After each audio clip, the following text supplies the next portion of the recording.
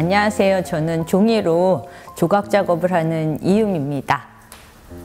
그리고 제주에 내려온 지는 9년이 벌써 됐고요. 2012년도에 내려왔고요. 그 다음에 여기 하도리에서 살면서 작업하고 있습니다.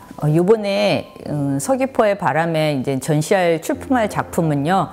제가 이제는 그동안 여기에서 제주도에서 작업을 했지만 보여주지 못했던 그동안 이제 작업의 시리즈들을 이제 보여주려고 그러거든요. 그래서 그들의 서사라는 내용의 타이틀로 작업한 작업들을 한 5점에서 7점 정도 전시할 예정입니다. 전체적인 제목은 지금 말씀드렸던 것처럼 그들의 서사, 제가 제주도에 내려오고 제주에서 정착을 하면서 작업적인 어떤 영감을 받은 것들은 사실 되게 많아요. 어떻게 보면 산책하면서 바닷가라던가 오름을 오르면서 뭐 오름의 풍경이라던가 아니면은 돌담들이라던가 그런 거에서 많이 이제 영감을 받았고, 그리고 제가 사는 동네가 이제 해녀 마을이에요. 할머니들이 전체 해녀분들이시거든요. 그래서 사실 이렇게 산책을 하다 보면 할머니들이 이제 수트복, 해녀복을 빨아서 이렇게 널어 놓으신 경우들이 되게 많아요. 물질을 하고 나셔갖고. 그래서 그거를 어느 날 이렇게 보면서 그 해녀의 수트복이 참 사람의 어떤 허물의 껍질 같다라는 생각을 하게 되면서 토르소 작업들을 하게 됐거든요. 그게 이제 계기가 돼서. 그러면서 조금 더 해녀의 수트복이 발전을 해서 어떻게 보면 인간의 어떤 존재라고 그래야 되나? 그런 어떤 삶과 죽음의 어떤 문제들, 그러면서 제주도에 와서 또 저도 잘 알지 못했던 어떤 4.3에 관한 어떤 역사적인 어떤 내용들, 그러면서 그런 것들이 저의 마음속에 어떻게 보면 숨겨져 있던 우리 집안의 어떤 가족사라던가 이런 거랑 이제 연관이 돼서 이제 작업을 하게 됐는데, 그것들의 전체적인 어떤 제목이 이제 그들의 서사라는 어떤 내용의 이야기들입니다. 제가 이제 육지 서울에 있을 때 되게 바쁘게 지냈어요. 학교도 많이 나갔었고 막 전시도 막 정신없이 했었었고. 근데 나이가 40이 넘어가면서 조금 너무 소모적인 어떤 작업을 하고 있는 게 아닌가. 그리고 작업이 어떻게 보면 성장을 해야 되는데 성장을 못하고 있다라는 생각이 좀 많이 들었어요.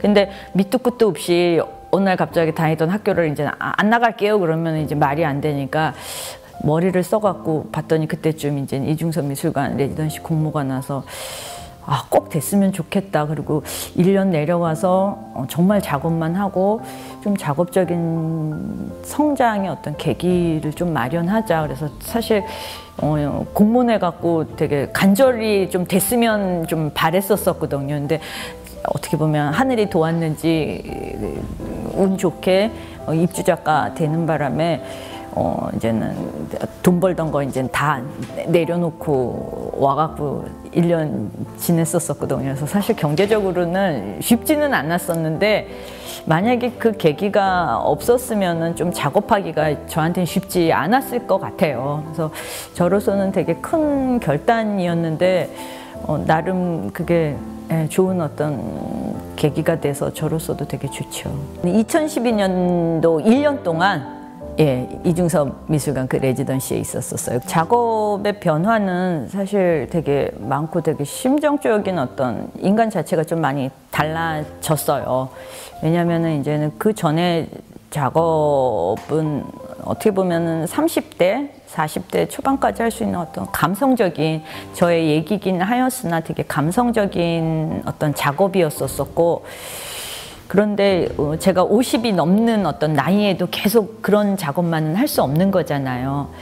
그래서 고민이 되게 많았었거든요. 그리고 어떻게 보면은 전시가 많은 것도 좋긴 한데 또 한편으로는 전시가 많게 되면은 소모적으로 계속 보여주는 어떤 작업만 보여지게 되는 경향이 있었는데, 그런 것들도 사실 개인적으로는 그렇게 유쾌하지는 않았었어요. 제주도에 오면서 제주에 대해서 이제는 좀 공부도 했었었고, 개인적인 변화를 위해서 이제는 많이 노력을 했었는데, 그럴 때 우연치 않게 어떻게 보면은 맨 처음에 제주의 어떤 풍광이나 이런 거에 이제는 감명받고 영감을 받기도 했지만, 아까 말씀드렸던 것처럼 제주에서 만난 어떤 사람들, 할머니들, 할아버지들을 통해서 사람에 대한 어떤 생각을 다시 갖게 됐었고, 그리고 관심이 있으니까 이제 그들의 어떤 내면을 들여다보게 됐고, 그러면서 제주도의 어떤 모든 사람들이 겪었던 어떤 4.3에 대해서도 그 전에 육지에서 알고 있었던 거하고는 좀 다른 어떤 차원으로 이제는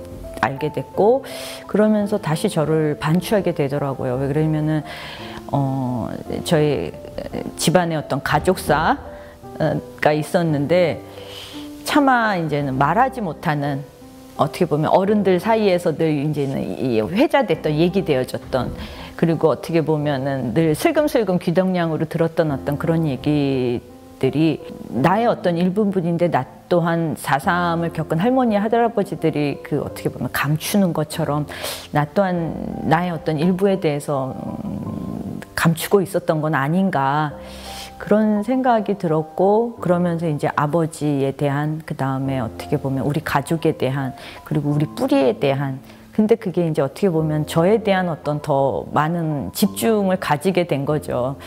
어떻게 보면 인간으로 살아가는 것이 쉽지 않은, 그리고 어떤 삶과 죽음이 멀지 않은, 그리고 이 전 시대, 어떻게 보면은 시대가 그런 거를 겪고 넘어온, 근데 너무 모르고 지내지 않았나.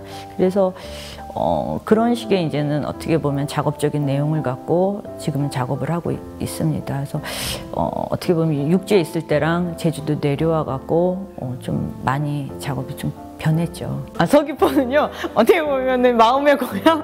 왜냐면은 그때 이제 서귀포에 살 때는 잘 몰랐었어요. 그리고 많은 사람들이 제주 하면은 그냥 서귀포 이렇게 나누지 않고 전체적으로 제주 이렇게 생각을 하는데, 사실 서울의 3배 크기 정도로 되게 크잖아요. 근데 동쪽에 와 보니까 서귀포 사람들이 정말로 좀 말랑말랑했고 정말 따뜻했고, 그래서 가끔 겨울 되면은, 지금도 가끔 가기는 하는데 특히 겨울 돼서 가게 되면은 정말 따뜻한 남쪽 나라를 가는 어떤 느낌이 들어서 진짜 서귀포에서 살고 싶어, 막 이런 생각도 들거든요. 그래서 저한테 있어서 서귀포는 어떻게 보면 봄날 같은, 약간 좀 유치하긴 하지만 그런 싱그러움, 따뜻함이 있는 곳이었던 것 같아요.